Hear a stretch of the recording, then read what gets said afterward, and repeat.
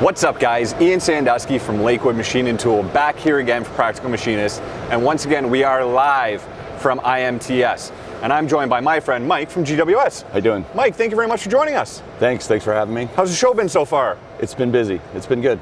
You guys have an enormous booth here. You guys will be here for the rest of the week, so we got to make sure if you're at the show, come by and say hello.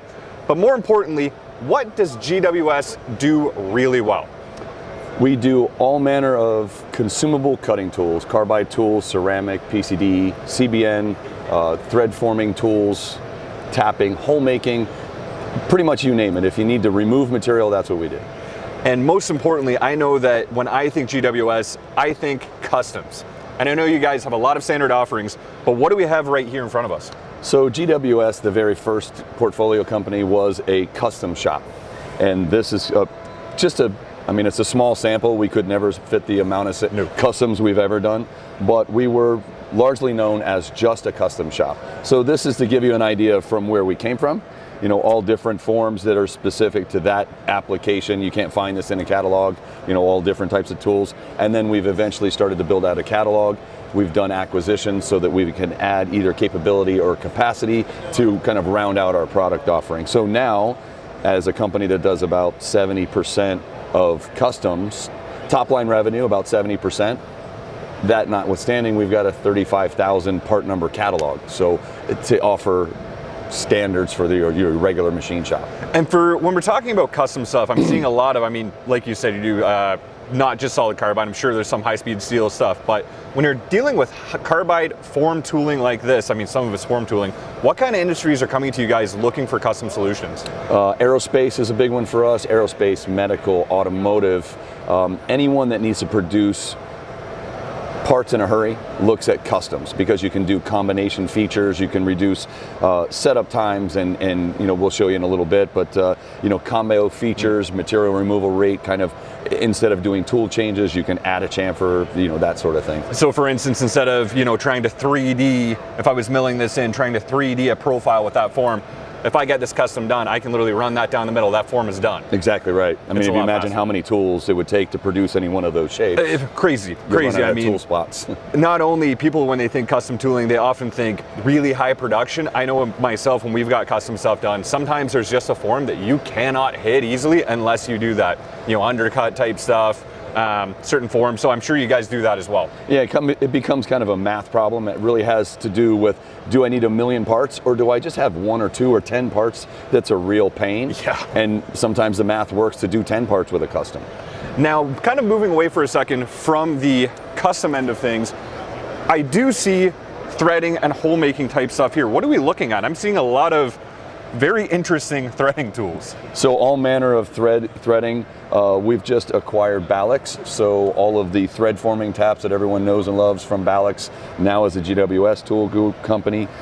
We do custom short run taps, very quick turn. We're now a production tap house. We didn't used to be a production tap house. We were more short run specials, thread forming taps, custom thread mills in 48 hours. In 48 hours? 48 hours, 48 to 72. Everyone's got a little bit of supply chain thing, so it may stretch to 72. 72? Yeah, woo. Oh, no. Right? And then you've got your kind of, combination drill. That's more like maintenance rooms, that sort of thing. I was looking at these, maintenance, I was just going to ask who uses these. Maintenance rooms, why do they like this kind of tool? Well, they don't have to do any changing. There's no tool change. You can see that that's made to go in a tap holder, but then you've got them with the hex heads on them that go right in a drill kind of conversation there. And these, of course, are your dies. Your dies, yep. Again, I see these a lot for maintenance type stuff. You throw them on a lathe, good to go. What's this over here? I was eyeing this before we started. That's a thread forming tap. That's a tap? Yeah, or it's a thread forming tap, no cutting edges. Looks like a thread gauge. It does look like one, doesn't it? And it's almost, I don't know if you can see this on there, it's almost like a hex or a decahedron. Yeah. It's quite interesting to see. It's now, an SAT word you just threw out there. Oh, thank you very much. Nice. I'm trying my best. Right? Now this over here, I was told this is and just so you guys know, I feel like every time I talk to GWS, there's a new acquisition. This is the newest acquisition as far as I know. What are we looking at here? This is the former Peterson product. It still is the Peterson product, but they're now a portfolio company of GWS. So what you'll see here, things that, in your shop, I think what you'd recognize as more stick tool type stuff. Yeah, absolutely. That is form inserts, just like a form tool that you would turn the tool, that's turned apart, make every shape on that insert in one pass. Stick tooling for CNC lathes, turret lathes, Swiss machines. This line, what they originally were known for is for their thrift form and thrift shave products. These are more for your multi-spindles or screw machines, and your Davenports, your Brown and Sharps. How do they work? Just because I've never seen one of these before. So this was a little bit new to me because that seems like an old school technology, but if you have a Swiss machine and you know how fast a Swiss machine is, it's for flexibility. Right. But if you want to make parts in a hurry, they run in Brown and Sharps and those types of screw machines. They're all driven on cams. There's no adjustments made. All of the adjustments are made manually. So this tool, they're not necessarily that accurate. Right. What this tool does is it decides the diameter of the part based on the distance between that roller and the insert, and that's a mechanical adjustment. Oh! So the cam drives the tool over the roughed shape, and then this controls the diameter, controls the finish, and that'll hold 2/10 all day, 8 finish. And this isn't for doing 10 parts. This is for doing 10 parts a second. These are for, these cycle times are 8, 9, 10, 12, 15 seconds, thousands of parts, they never turn off. Literally, you make parts by the bucket, they grab them, put a new bucket down, it keeps rolling all day. Yeah, so these are kind of the roughing tool. This is the ultra fine finish tool. And what am I looking at right here? That's an end working tool. That's the thrift point. That's for doing end work. And so what they're doing is it's for parts with very long length to diameter ratios where you've got to do some end work. That steadies the part through that bushing, and then you can do multiple. Oh, I see. The part goes in that way. Correct. I was seeing this way, and I was trying to think. No, it's fed over the axis of the tool. That's interesting. I've very specialized stuff, but it's neat to look at. For sure. Now I know we wanted to take a look over here. I believe this is the PCD? Yeah, PCD. PCD. I wanted to make sure I got that correct. Right. So PCD, polycrystalline diamond. Thank you. Polycrystalline diamond. Right. Why do we use that as opposed to something like carbide? So non-ferrous metals, it's not chemically stable enough to machine iron. So you cannot machine it, it'll disintegrate. But it's a commercial diamond that's built exactly like carbide is. Carbide is tungsten, cobalt, and carbon. All sintered together. Right, and that recipe of what the grain size is decides what the quality or the different application of the carbide is. PCD is the same way, grain size, whatever the binder is. That recipe in a non-ferrous metal, depending on what grain size it is, it's 9,000 Vickers on the hardness scale. So that's really hard. Well, 10 times the tool life. Yes, great absolutely. Finishes, and then these are monoblocks. So we draw this line of delineation between the two. This is PCD round. Okay. And the only difference is round means you have to have a tool holder, right? The monoblock is the tool holder. Oh, that's not on a tool holder. That's right. So that shorter comes on gauge HSK. length, more rigid, less weight. You get a lot of reach without all the gauge length. So if you wanted a tool this long and you bought a PCD round tool, you'd have all this extra length to put it in a shrinker. So this is more rigid.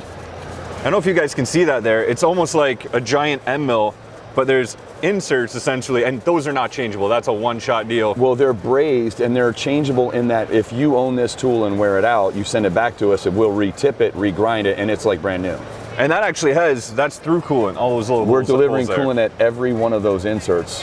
And what industries are you seeing putting these on the floor right now? That's big for automotive. It's big, especially automotive. Anything that's a non-ferrous metal, though we've got solutions for carbon and the ferrous metals, but this is very, very high production stuff. Automotive is a big one.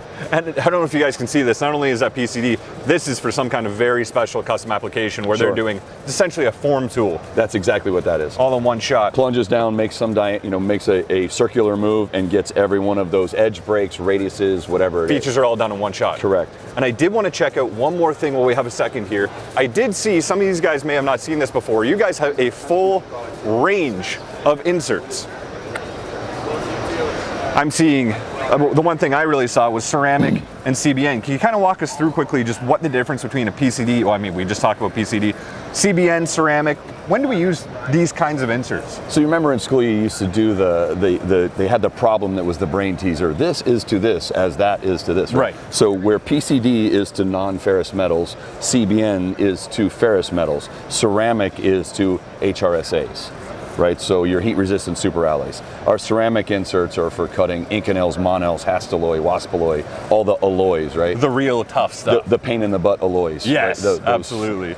And that is actually, that's an insert. I don't know if you guys have ever seen, it almost looks like or feels like a toy or like plastic. Well, it's shocking how light it is, right? But that will cut the hardest material, toughest material out there. Yeah, that'll cut hard materials. That's for 718, 625, all of those types. It almost looks like a button off your shirt. Yeah, exactly right. Exactly right. Yeah, and then of course. And so you've got we do custom carbide. One of our portfolio companies was Custom Ground Inserts, CGI out of Indiana. And so they were the leaders in doing custom short run inserts. We do thread whirling inserts. You can kind of see the thread whirling applications there. Pretty much that's a bone screw that it machines. So this would basically do this in one shot. Yeah. That's kind of the way these things work. Kind of makes a lathe into a turning or a milling. It makes it thread milling basically. Exactly, all in one, all at once. But a very, very common for medical applications as far as I know. I've never used one. Correct, yeah. So this does the patient side of the screw, and then we've got the other solution over there that does the doctor end of the screw. I'll kind of let you decide which is the business end, right? If you're the patient, you're getting the business. If you're the doctor, you're doing the business. Right, yeah. So the PCD for aluminum, CBN for hard turning, some cast, all really hard materials, ferrous metals. And if people want to learn more about GWS, where can we find you guys online? GWSToolGroup.com. And look at the website, because the website looks very simple, but every tool you need is there. I mean, I go to the website all the time to And how many SKUs did you say there were before? There's 35,000 in the catalog. There should be more, but... If you need it, they will have it. Just make sure you check them out. And of course, you guys are here for the rest of the week here at IMTS. At IMTS. So make sure you guys stop by and say hello. Thank you very much. You got it.